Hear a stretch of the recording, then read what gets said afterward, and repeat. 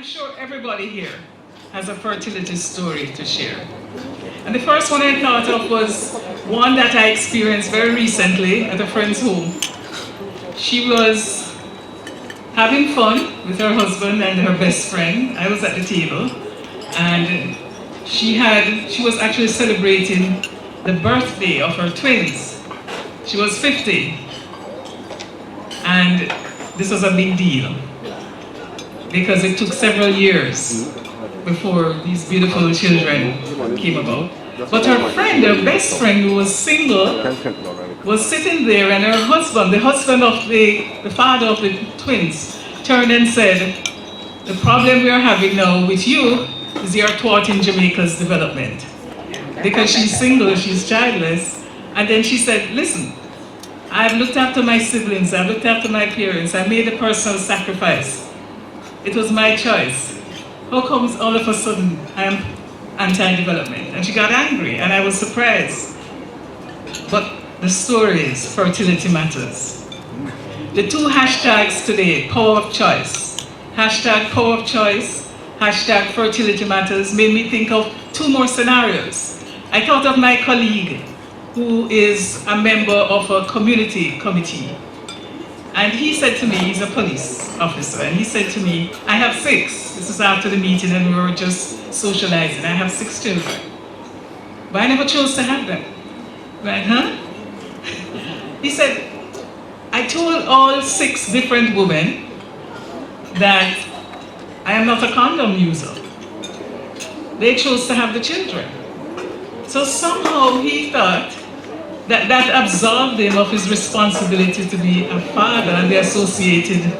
This is an officer of the law. I spent the night with my friend trying to make him see differently. And we left with him saying to me, "Oh, the 7th one, that was my choice." I'm like, okay. And then the last story I thought I would share is the one that perhaps resonates most deeply with me. And it has to do with a high school where I went to celebrate a young mathematician, 15, 16-year-old girl, who had for 5 successive years taught the school in mathematics. She was so good that in 3rd form she was doing the exams for the 5th formers. She was in 5th form now and doing the exams for the 6th formers. She was 2 or 3 years ahead of her peers.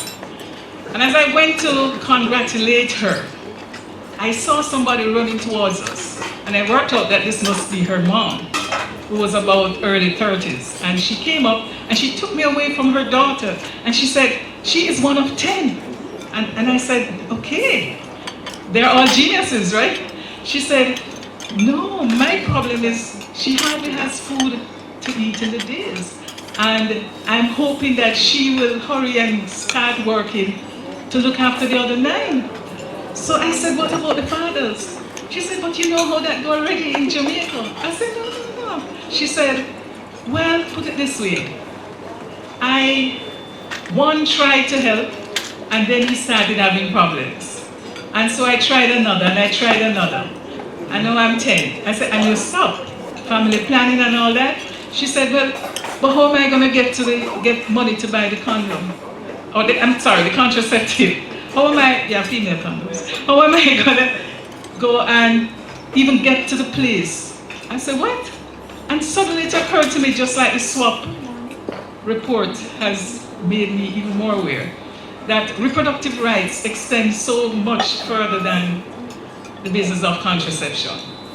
There is this interlinkage of social, economic, institutional factors which really present a challenge.